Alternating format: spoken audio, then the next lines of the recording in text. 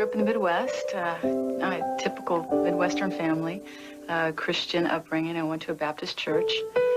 I was in the middle of two brothers. I have a brother who's 7 years older and a brother who's 7 years younger. And my mom used to call us her 7-year itch. And my mother was a hairstylist and my father was an entrepreneur. And I, went to school, normal school, public school, graduated from high school and came to California. I woke up and I was not in my bed any longer. I was standing in what I thought was an elevator. I was paralyzed. I had no idea how I could have been taken from my bed in the middle of the night and not known it and just appeared in this elevator, but that was the case. I was pushed into a room that I describe as a large hospital ward.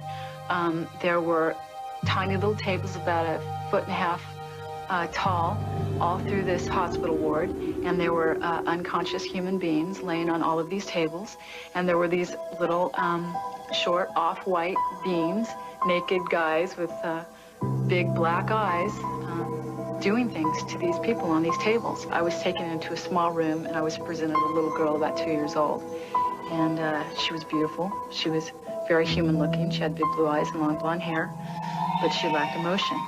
And they presented this child to me and they said to me, "Isn't she a beautiful baby?" And telepathically they were communicating to me that it was my child.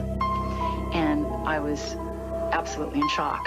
I'm in this room and I'm seeing this 2-year-old little girl and they're telling me it's mine. I'm saying, "You're crazy, this isn't mine, it can't be mine, I don't know what you're talking about. Leave me alone. I'm not gonna do this, I'm not gonna participate in this." I hate that idea that I'm a messenger, I'm just a normal person who happens to know too much. I know too much. I've seen the future. I've seen the world from another perspective. And I can just talk about it if that makes me a messenger. Maybe I'm a messenger, I don't know. But that message is out there, It's like how many times can we be told something? Apparently not enough. I came home, went to bed, I woke up, and I was not in my bed any longer. I was standing in what I thought was an elevator.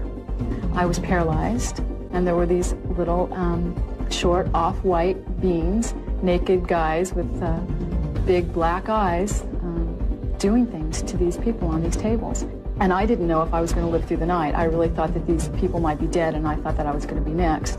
So I started screaming, and a taller alien that looked just like these guys walked up behind me and slapped me on the back of the neck, and I started to pass out.